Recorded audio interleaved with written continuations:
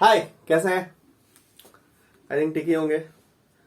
So till now हम लोगों ने जो बात करा है इलेक्ट्रोकेमिस्ट्री में, वो फर्स्ट पार्ट ऑफ इलेक्ट्रोकेमिस्ट्री की बात करा, जिसमें कि हम लोग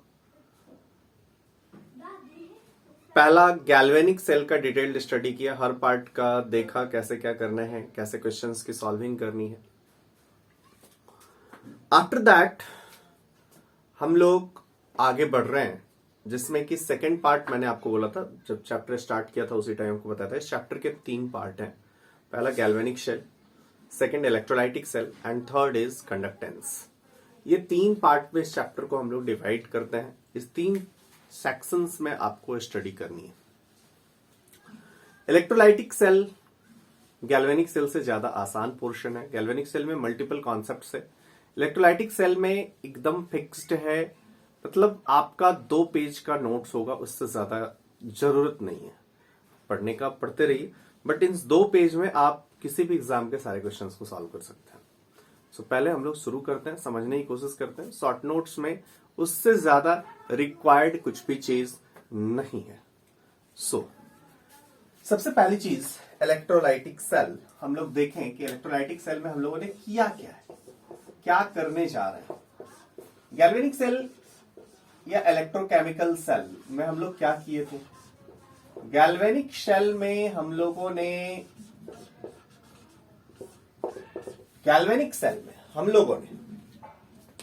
केमिकल एनर्जी को इलेक्ट्रिकल एनर्जी में कन्वर्ट किया था।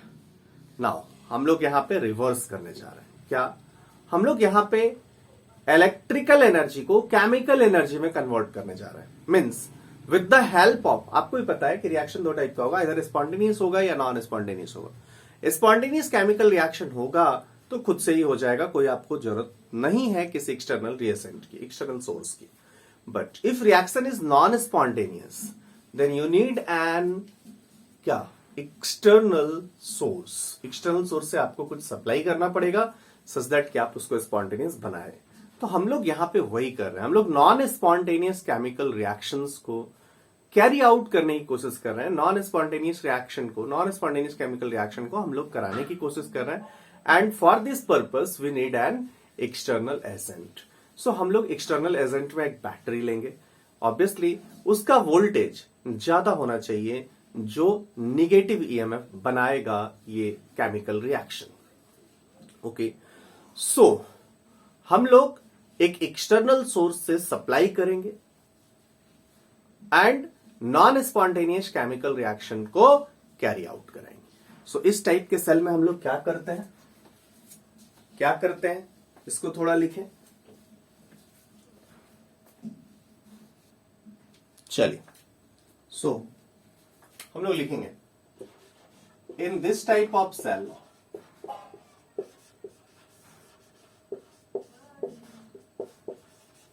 क्या? स्पॉन्टेनियस है non spontaneous? Non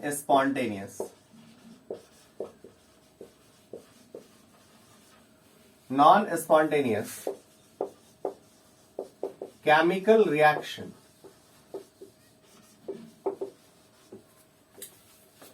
is carried out with the help of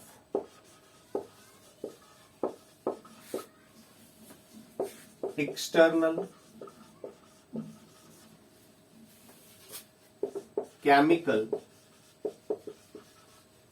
external electrical energy.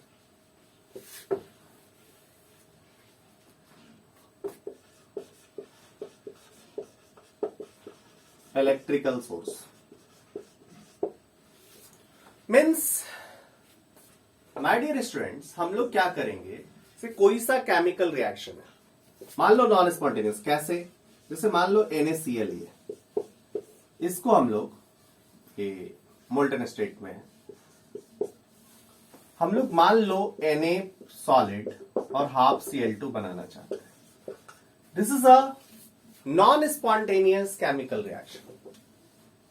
ठीक है, this is a non spontaneous chemical reaction but we want to make it spontaneous. तो let us suppose इसका कुछ -x volt आ रहा है। -x volt क्यों मैं बोल रहा हूं?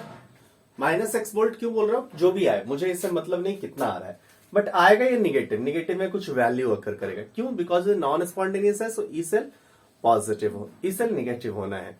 अब इसको स्पॉन्टेनियस बनाना है, स्पॉन्टेनियस बनाना है मतलब आपको एक बैटरी लाना होगा। कौन सा? एक्सटर्नल, सच दैट कि ई एक्सटर्नल प्लस क्या? ई रिएक्शन क्या हो जाए? ग्रेटर देन 0 हो जाए। यदि ये कंडीशन फुलफिल होगा तो आप केमिकल रिएक्शन करा पाओगे। और कहो, इसका कुछ डेल जी होगा, डेल जी रिएक्शन प्लस डेल जी किसका? एक्सटर्नल सोर्स का। ये क्या होना चाहिए? लेस देन 0 होना चाहिए। यदि ये लेस देन 0 होना चाहिए, आपको पता है डेल जी रिएक्शन पॉजिटिव होगा, तो इससे ज्यादा निगेटिव वाला, जितना ये वैल्यू अकर करता है उससे ज्यादा निगेटिव वाला डेल जी यहां पे अप्लाई करना पड़ेगा। इसका जो ईएमएफ होगा उससे ज्यादा पॉजिटिव वाला, मींस मान लो ये -2.1 वोल्ट आ रहा है, तो आपको 3 वोल्ट, 2.5 वोल्ट ये सब वैक का बैटरी अप्लाई करना पड़ेगा, सच दैट कि ये रिएक्शन अकर करे। अंडरस्टूड और नॉट? सो मैंने बोला, in this type of cell, non-spontaneous chemical reaction is carried out with the help of external electrical source, और external electrical source must be in this case DC। DC होना चाहिए, direct current होना चाहिए। क्यों? ये AC तो हमेशा polarity change करेगा, तो फिर काम नहीं बनने वाली। अंडरस्टूड और नॉट? समझ में यहां तक आ गया? So now we first thing जो कि यहां से चीजें पूछती है, करंट का डायरेक्शन क्या होगा, पॉजिटिव क्या, नेगेटिव क्यों, तो हम लोग थोड़ा सा कंपैरिजन करते हैं galvanic cell and electrolytic cell के बीच। सो हेडिंग डालिएगा, comparison between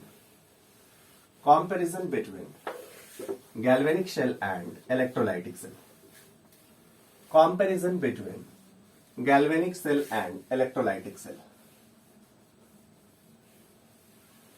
comparison between galvanic cell and electrolytic cell.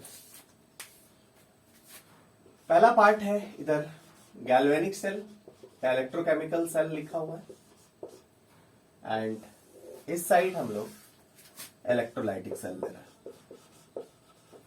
Electrolytic cell ले रहे हैं। My dear students, galvanic cell में हमने क्या पढ़ा? गैल्वेनिक सेल में हमने क्या देखा?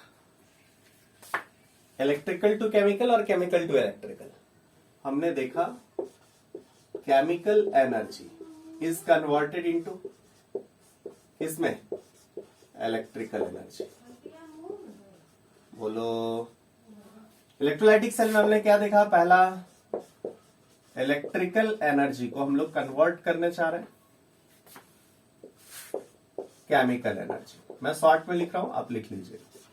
Chemical energy is converted into electrical, electrical to chemical. Another thing, यहां पे हम लोग क्या कर रहे हैं? जो हम लोग केमिकल रिएक्शन करा रहे हैं, हम लोग केमिकल एनर्जी को कन्वर्ट कर रहे हैं।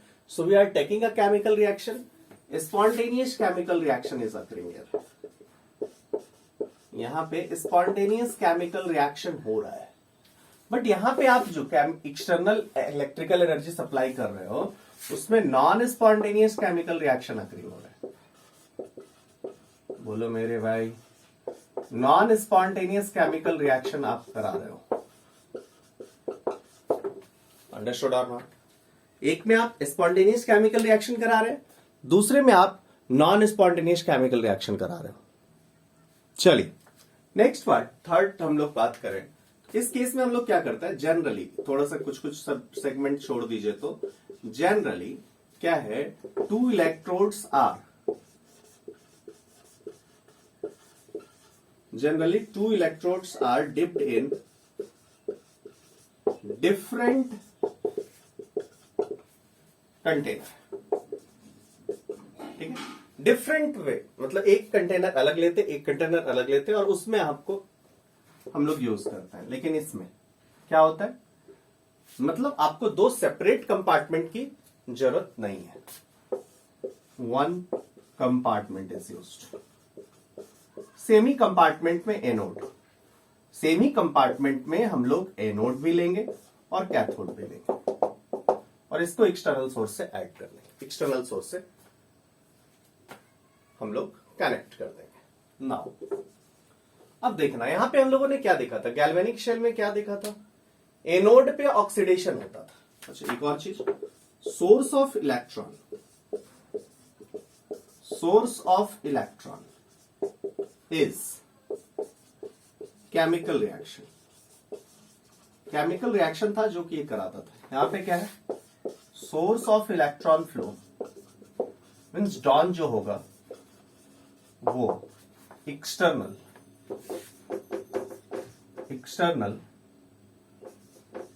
सेल। ठीक है मेरे भाई। अब एक चीज और आपने देखा था क्या, गैल्वेनिक सेल में हम लोगों ने एनोड लिया था लेफ्ट में, यहां पे ऑक्सीडेशन हुआ था, यहां से इलेक्ट्रॉन चला था और कैथोड गया था। मींस आप बोलोगे मूवमेंट ऑफ इलेक्ट्रॉन कहां से कहां तक हुआ था, एनोड टू कैथोड हुआ था। चले हम लोग, मूवमेंट ऑफ इलेक्ट्रॉन किधर से किधर हुआ था, from anode to cathode. Movement of electron is from anode to cathode. लेकिन इधर की बात करेंगे, इधर इलेक्ट्रोलाइटिक सेल में अपोजिट होगा, एक्सटर्नल सोर्स सप्लाई करेगा, एक्सटर्नल सोर्स डिटरमाइन करेगा किधर जाएगा।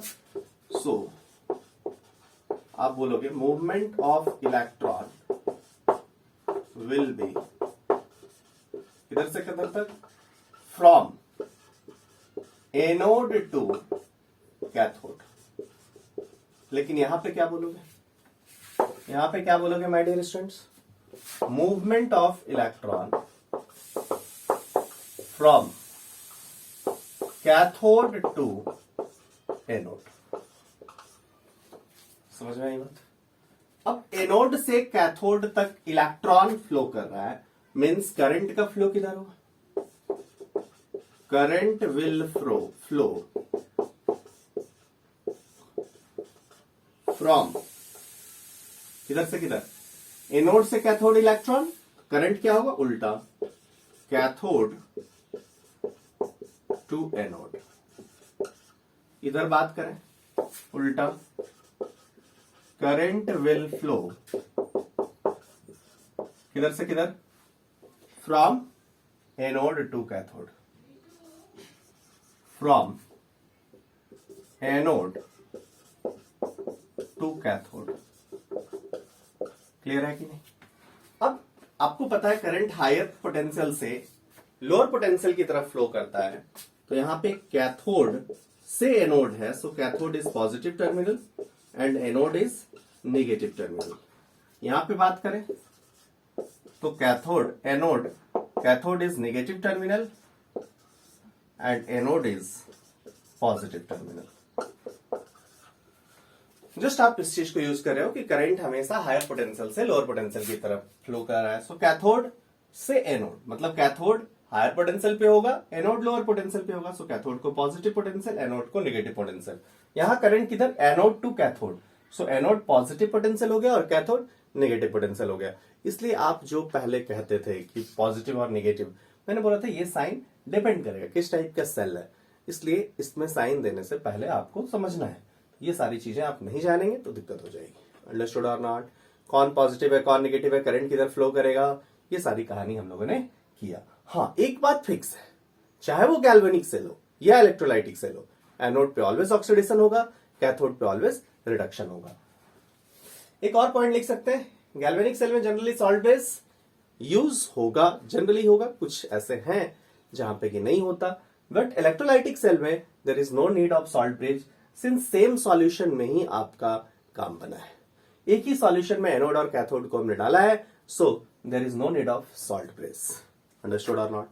इतने सारे कंपैरिजन के पॉइंट्स हैं galvanic cell and electrolytic cell में। आपको यदि बोर्ड में पूछता है, आपको कुछ सर्टेन पॉइंट्स लिखने होंगे तो सारे इंपॉर्टेंट पॉइंट्स लिख देना, दैट्स इट। नाउ इस चैप्टर में 3 पार्ट, अभी मतलब इस टॉपिक में इलेक्ट्रोलाइटिक सेल में 3 पार्ट मैं डिवाइड करता हूं हमेशा। Number 1 quantitative analysis. Quantitative analysis मतलब कितना क्वांटिटी का फॉर्मेशन होगा, how much current is required, like that.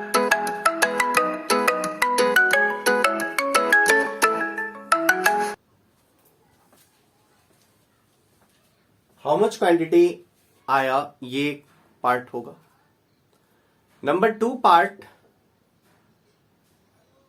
इसी को देखने का, देखो मैं तो कभी फैराडेज लॉ पर्सनली रिकमेंड नहीं करूंगा कि यू नीड फैराडेज लॉ, क्योंकि फैराडेज लॉ जहां से आया उसकी बातें ज्यादा आसान है इस लॉ को लगाने से। और लॉ जो आप लगा रहे हो, फॉर्मूलाज वगैरह लगाने की कोशिश कर रहे हैं, तो आपका विजुअलाइजेशन एंड हो जाता है। क्वेश्चन को कैसे करना है ये आपका जो दिमाग में एक खाका बनाते हैं, आप एक स्ट्रैटेजी बनाते हो, एक प्लान बनाते हो कि ये ऐसे हमें क्वेश्चन को प्रोसीड करना है, वो एंड हो जाता है। So I personally recommend avoid Faraday law, but मैं पढ़ा दूंगा बिकॉज आप बोलोगे फैराडेज लॉ पढ़ाया नहीं। सो फैराडेज लॉ का मैं सेपरेट वीडियो आपको डाल दूंगा। लेकिन क्वेश्चन सॉल्विंग के लिए, मतलब क्वांटिटेटिव एनालिसिस के लिए, यदि एकदम फैराडेज लॉ के डेफिनेशन बेस्ड क्वेश्चंस ना आए तो कितना अमाउंट बना, क्या बना, कौन सा डिपॉजिट हुआ, ये सारी कहानी बहुत आसानी से डील करी जा सकती है विदाउट नोइंग फैराडेज लॉ। हाँ, बट अब इलेक्ट्रोकेमिकल इक्विवेलेंट ये सब जो स्पेसिफिकली फैराडेज लॉ के डेफिनेशन बेस्ड क्वेश्चन है उस पे पूछा गया, इसके लिए मैं थोड़ा आपको फैराडेज लॉ पढ़ा दूंगा, but it's not required for quantitative aspects of electrolysis. Understood? So just basic concept से हम लोग करेंगे, बहुत इजीली हम लोग आंसर दे पाएंगे और करेक्टली आंसर दे पाएंगे। नंबर 1। नंबर 2 फैराडेज लॉ की बात होगी जो हम लोग लास्ट में करेंगे। Number 3 products of electrolysis, means कौन से प्रोडक्ट बनेंगे, ये बातें आपको जाननी पड़ेंगी। अंडरस्टूड और नॉट? सो हम लोग पहले क्वांटिटेटिव एस्पेक्ट्स की थोड़ी सी बात कर लेते हैं, फिर हम लोग बात करेंगे किसकी, प्रोडक्ट्स ऑफ इलेक्ट्रोलाइसिस की, फिर हम लोग आएंगे किस पे, हम लोग फैराडेज लॉ पे आएंगे। सो थर्ड पार्ट इसका फैराडेज लॉ होगा, जो कि एक ऑप्शनल है, आपको नहीं पढ़ते हुए भी, मतलब उसके डेफिनेशन बेस्ड क्वेश्चन को यदि अवॉइड करें तो रेस्ट पार्ट आप इजीली कर पाओगे। It's okay. सो पहला चीज ये है कि फैराडेज लॉ का सब्स्टिट्यूट हम लोग कैसे यूज करेंगे। Let's see this. हमारे पास क्वांटिटेटिव एस्पेक्ट्स की बात हो रही है, हमारे पास ये पार्ट है, भैया NaCl की इलेक्ट्रोलाइसिस करा रहा है। जब आप NaCl के molten phase means liquid phase की इलेक्ट्रोलाइसिस आप कराते हो, ठीक है, तो क्या बनेगा? ऑब्वियसली सोडियम बनेगा जो सॉलिड होगा और हाफ Cl2 गैसियस बना। आप बोलेंगे यहां पे कितने इलेक्ट्रॉन का एक्सचेंज हुआ, हमेशा ये सोचो। ये रिएक्शन चीख के क्या कह रहा है? ये रिएक्शन चीख के कह रहा है कि 1 मोल NaCl will electrolyze to form 1 mole sodium and half mole Cl2. Understood or not? यही कह रहा है ना। एंड फॉर दिस रिएक्शन जो आप 1 मोल सोडियम चाहिए, हाफ मोल Cl2 चाहिए, तो फॉर दिस रिएक्शन हमें कितना इलेक्ट्रॉन का एक्सचेंज करना पड़ेगा, जरा ये सोचो। आप बोलोगे बहुत आसान है, Na प्लस सोडियम में कन्वर्ट किया है, Na plus two sodium means 1 mole electron is involve. अरे भैया 1 मोल NaCl है ना, 1 मोल NaCl है मतलब क्या, 1 मोल Na प्लस है ना, 1 मोल Na प्लस है तो उसको 1 मोल इलेक्ट्रॉन मिलेगा, तब तो 1 मोल सोडियम में कन्वर्ट होगा। एंड आपको पता ही है क्या चार्ज ऑफ 1 मोल इलेक्ट्रॉन क्या होता है? चार्ज ऑफ 1 मोल इलेक्ट्रॉन क्या होता है? Charge of 1 mole electron he 1 farad होता है। Very good. Now Cl minus से हाफ Cl2 बनाया, अब जरा बताओ इसमें कितना इलेक्ट्रॉन गेन करेगा? बोलो। सॉरी, Na प्लस से सोडियम रिड्यूस हो रहा है, Cl माइनस से Cl2 ऑक्सीडाइज हो रहा है, कितना इलेक्ट्रॉन लॉस करेगा? सो आप सोचो एक Cl माइनस और इधर भी एक ही क्लोरीन है, -1 से 0 ऑक्सीडेशन स्टेट में आ रहा है, मतलब 1 मोल इलेक्ट्रॉन का एक्सचेंज होगा। सो आप रिएक्शन में क्या हो रहा है कि Na प्लस इलेक्ट्रॉन लेगा एंड Cl माइनस इलेक्ट्रॉन देगा, 1 मोल इलेक्ट्रॉन Na से Cl या Cl से Na गया है। So during this 1 farad charge is transferred. Understood और नॉट? सो आप यदि एक्सटर्नल सोर्स लाओगे तो 1 फैराड चार्ज वो पास करेगा। अंडरस्टूड और नॉट? यदि ये केमिकल रिएक्शन हुआ है तो इस केमिकल रिएक्शन में जो एक्सटर्नल सोर्स जो अप्लाई कर रहे हो, एक्सटर्नल सोर्स जो उठा के पटक रहा है, अच्छा देखना एक बात आप कंफ्यूज मत होना, क्या कभी भी बैटरी इलेक्ट्रॉन को फ्लो मतलब इलेक्ट्रॉन प्रोड्यूस नहीं करता। ये लिया इलेक्ट्रॉन, उसमें इलेक्ट्रॉन का भरा हुआ इलेक्ट्रॉन में 1 बोड़ा इलेक्ट्रॉन है, उससे इलेक्ट्रॉन दिए जा रहा है, ऐसा कभी नहीं करता बैटरी क्या करता है? इलेक्ट्रॉन को एक टर्मिनल से उठा के दूसरे टर्मिनल तक पहुंचाता है। सोर्स ऑफ इलेक्ट्रॉन कहने का ये मतलब है कि कहां से कहां तक लेके जा रहा है। ऐसा नहीं कि बैटरी सप्लाई किए जा रहा है, ले इलेक्ट्रॉन तू ले ले, मेरे पास बोरा भर के इलेक्ट्रॉन है, ऐसा नहीं होने वाला है। अंडरस्टूड ना? सो यहां पे भी यही चीज है कि कुछ से उठा के रख दे रहा है, तो बैटरी कितना इलेक्ट्रॉन का ट्रांसफर करा रहा है, बैटरी मतलब ये वर्क तो ऑब्वियसली एक्सटर्नल सोर्स ही कर रहा है, वो कितना, तो आप बोलोगे 1 फैराड चार्ज वो पास करा रहा है। चलिए, सो 1 फैराड चार्ज पास कराने से 1 मोल सोडियम प्रोड्यूस हो रहा है। लेट अस सपोज आपको कहा 10 फैराड चार्ज पास कराए, तो नहीं निकाल दोगे, आप बोलोगे 1 फैराड चार्ज यदि आया, 1 फैराड चार्ज यदि ट्रांसफर हुआ होगा मींस 1 मोल सोडियम डिपॉजिट हुआ होगा। 10 farad just unitary method means 10 मोल सोडियम डिपॉजिट हुआ होगा। अंडरस्टूड और नॉट? सो क्वेश्चन में यदि डायरेक्टली फैराड दे दे, टेंशन ही नहीं है, क्या का टेंशन है? अंडरस्टूड और नॉट? अंडरस्टूड और नॉट? सो 1 फैराड चार्ज का कोई काम ही नहीं है। हमें क्या करना है, हमें पहला पार्ट फैराड में दे दे तो कुछ सोचने की जरूरत ही नहीं। लेट्स सपोज MgCl2 दे दिया, कहा MgCl2 में मैग्नीशियम एंड Cl2 बना रहे हैं, ओके। पूछेगा how much magnesium is deposited if 8 farad charge is passed. आप बोलोगे खत्म, कुछ नहीं सोचना, Mg2 प्लस Mg मतलब 2 फैराड से 1 Mg, 2 फैराड चार्ज यदि पास करेंगे तो 1 मोल Mg डिपॉजिट होगा, 8 फैराड से कितना, 4 मोल। समझ में आई बात? सो यहां पे जो कन्वर्जन होगा ना माय डियर स्टूडेंट्स, देखो कैसे कैसे कन्वर्जन होगा, क्या आपकी स्ट्रैटेजी होगी। कुछ में भी दिया हुआ है, इधर आपको मास देगा, वॉल्यूम देगा, कुछ ऐसा हो सकता है। एक साइड क्वांटिटी मास में दे सकता है, क्वांटिटी वॉल्यूम में दे सकता है, ठीक है।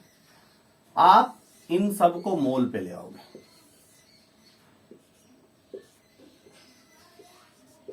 इधर भी जा सकते हैं, इधर भी आप जा सकते हो, ठीक है। और इधर आपको फैराड होगा, फैराड और मोल केमिकल रिएक्शन से पता चलेगा।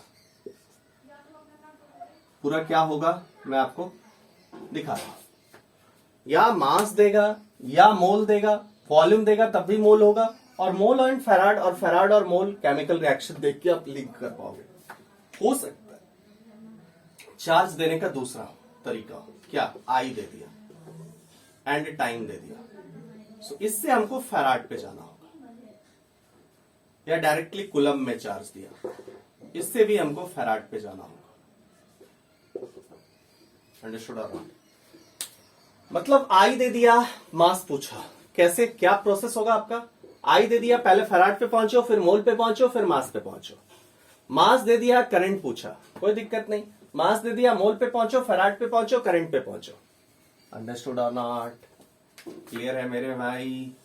सो ये बहुत आसान हो जाएगा इस चार्ट से।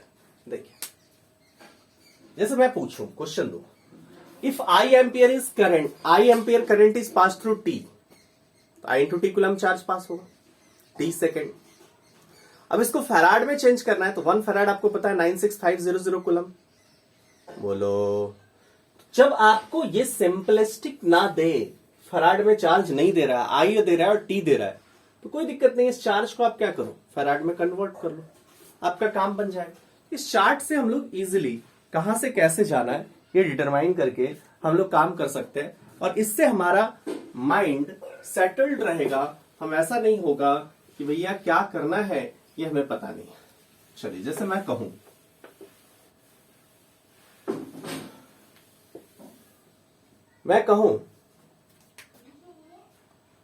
सिंपली आप H2O का इलेक्ट्रोलाइसिस करेंगे, H2O के इलेक्ट्रोलाइसिस से twice H2O gives out H2 plus O2 मिलता है,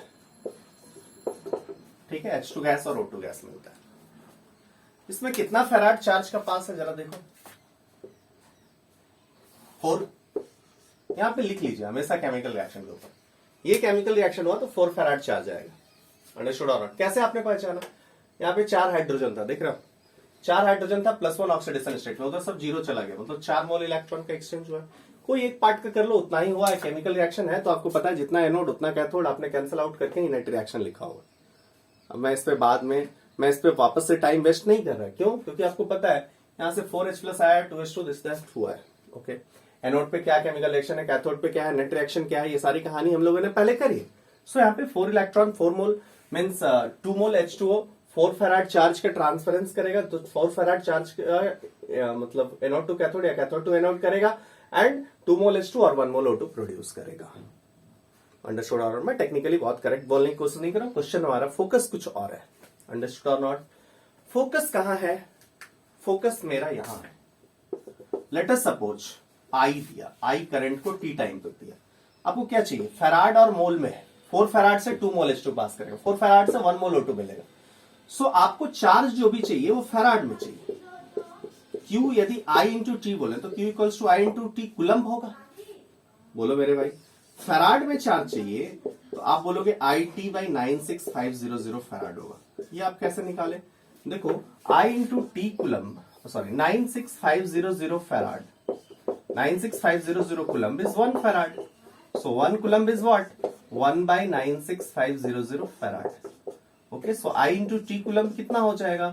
I into T by 96500 farad हो जाएगा। सो जस्ट हमने इस चीज को यूज कर लिया। अब आपको क्या दे दिया? I इंटू टी दिया, I दे दिया, T दे दिया, तो आपको चार्ज आ गया फैराड में। हम लोग यूनिटरी मेथड अप्लाई कर देंगे। 4 फैराड से 2 मोल हाइड्रोजन, 4 फैराड से 2 मोल हाइड्रोजन, सो इतना फैराड से कितना मोल हाइड्रोजन नहीं निकल जाएगा। Easily we can get. So दूसरा तरीका बताया, मतलब चार्ज केवल फैराड में दिया हुआ है, कोई टेंशन नहीं। I और T दिया हुआ है तो भी टेंशन नहीं लेना, I इंटू 2 को फैराड में कन्वर्ट कर लेना है। चार्ज Q दिया हुआ है, कुलम में दिया हुआ है, कोई दिक्कत नहीं, उसको 96500 से डायरेक्टली डिवाइड कर देंगे तो हमें फैराड में आ जाएगा। मतलब जैसे भी जो भी सोर्स चार्ज के देने का होगा, चार्ज के सोर्स देने का सिंपल फैराड में चार्ज देगा, या फिर I T देगा, या फिर कुलम में देगा। ये 3 सोर्स को हम लोग उसको फैराड में ही कन्वर्ट करेंगे और फैराड से मोल को रिलेट कर लेंगे। खत्म कहानी। उसके बाद यूनिटरी मेथड अप्लाई कीजिए, एंजॉय द सॉल्यूशन। अंडरस्टूड और नॉट? क्लियर है माय डियर स्टूडेंट्स? सो ये आपको समझ में आ जाना चाहिए। अब एक क्वेश्चन लेते हैं, वहां से आपका डिस्कशन करते हैं। चलिए, सो एक क्वेश्चन डिस्कस करते हैं, समझ में आएगा। 5 ampere current is passed through, लिखिएगा 5 ampere current is passed through an electrolytic cell containing molten NaCl,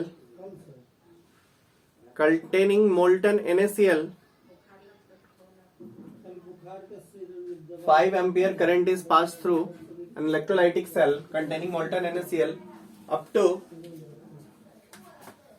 96500 965 कर लो, 965 second, up to 965 second, up to 965 second. Calculate mass of Cl2 formed. Mass of Cl2 formed. अच्छा, mass of Cl2 formed. Okay, तो कह तो रहा है कि Cl2 बन रहा है। अब कौन से इलेक्ट्रोड पे बन रहा है पहले ये बता दीजिए मुझे। कौन से इलेक्ट्रोड पे बन रहा है फटाफट। अब बोलोगे मोल्टन NaCl मतलब Na+Cl- है केवल और केवल वहां पे, तो Cl- से Cl2 बन रहा है, ऑक्सीडेशन हो रहा है, ऑब्वियसली एनोड पे ही हो रहा होगा। सो एनोड पे, ओके, एनोड पे ट्वाइस Cl होगा तो Cl2 बनेगा। आप बोलेंगे 2 फैराड चार्ज रिक्वायर्ड, बोलो मेरे भाई का। So if 2 farad charge is passed, then 1 mole Cl2 is deposited at anode. यही ना, पहले करंट निकालें फैराड के टर्म्स में, काम हो जाएगा। चार्ज कितना है? I T 965 बाई 96500 फैराड, 100 हो गया। This one is what? 0.05 farad. खत्म कहानी। यूनिटरी मेथड अप्लाई करें, 2 फैराड से 1 मोल Cl2 डिपॉजिट होगा, पक्का ना? वो 0.05 फैराड से कितना? 1/2 इंटू 0.05 मोल Cl2 डिपॉजिट होगा। मास ऑफ Cl2 आ जाएगा। मास ऑफ Cl2 आ जाएगा, बहुत आसान है। Mass of Cl2, mass of Cl2 कितना हो गया, मोल कितना है 0.05/2 इंटू इंटू कितना into into into into into into Cl2 71 ग्राम। समझ में आ गया? क्लियर है माय डियर स्टूडेंट्स? सो इस टाइप के क्वेश्चंस होंगे। अब इसी को वॉल्यूम से भी रिलेट कर सकता है। कैसे? एक और क्वेश्चन लिखिए।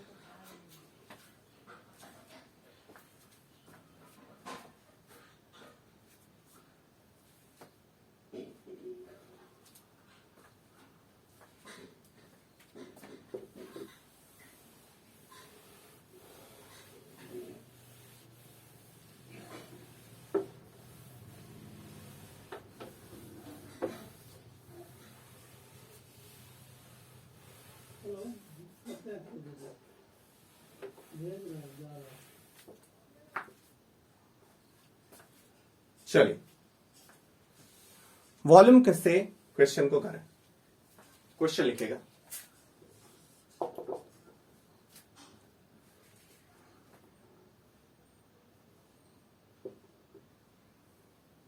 2 ampere is 2 ampere current.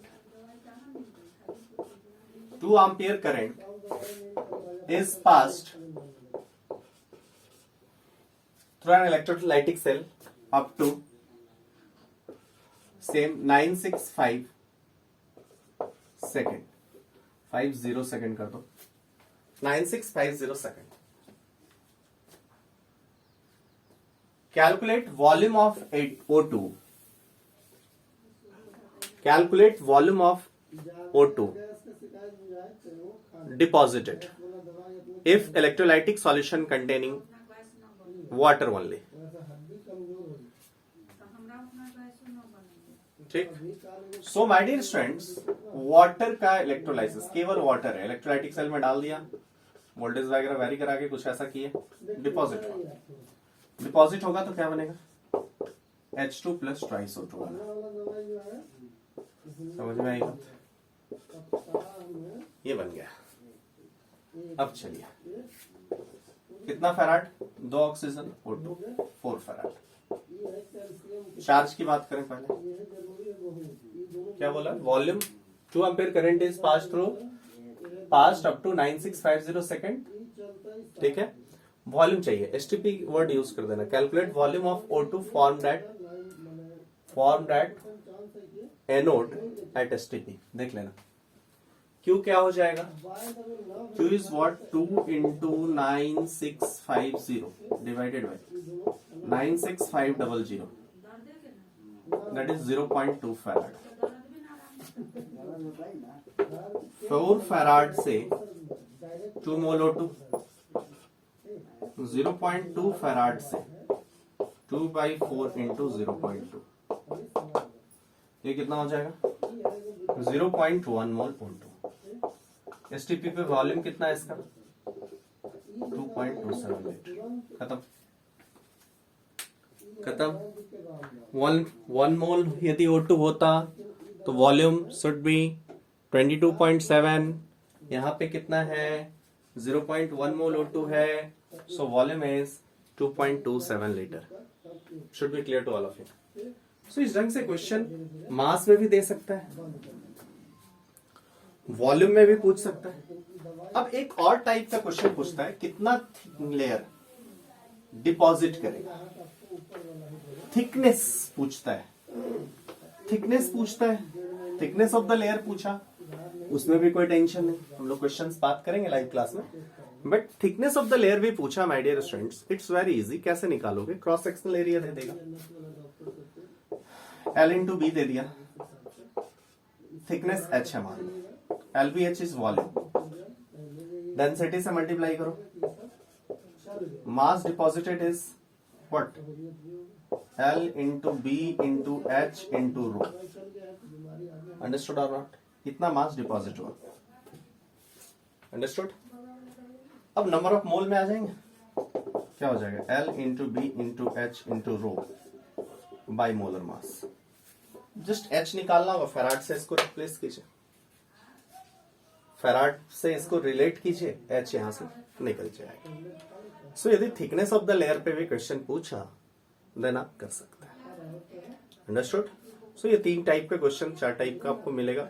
अब इसमें क्वेश्चन यदि आपका फंसेगा क्वांटिटेटिव एस्पेक्ट्स पे, तो जस्ट इस बात को मानते हो कि आपको केमिकल रिएक्शन आ रहा है कि नहीं, कुछ क्वेश्चंस केमिकल रिएक्शंस जानना होगा। सो इसका qualitative aspects means what will be the product at anode and cathode, we require the study of this things. चलिए, सो नेक्स्ट पार्ट में हम लोग, आज हमने क्वांटिटेटिव एस्पेक्ट्स की बात करी, फैराडेज लॉ को मैंने साइड किया है, but I will upload the lecture exclusively for Faraday's law. हम लोग उस पर भी क्वेश्चंस करके दिखाएंगे, आपको सेम आएगा, बट इसमें ज्यादा मजा है, ये ज्यादा अच्छे से क्वेश्चंस इस टॉपिक से क्वेश्चंस सॉल्व हो सकते हैं my dear students. So we should use this topics. Okay, so next part जो हम लोग करेंगे वो क्वांटिटेटिव एस्पेक्ट्स करेंगे, such that what is the product of the electrolysis. इससे बेस्ट आप तुरंत आंसर कैसे करेंगे, और इसको क्वेश्चन देखते हैं आपके दिमाग में छपना चाहिए, नोट पे क्या बनेगा, कैथोड पे क्या बनेगा। So watch next video. Thank you to all of you.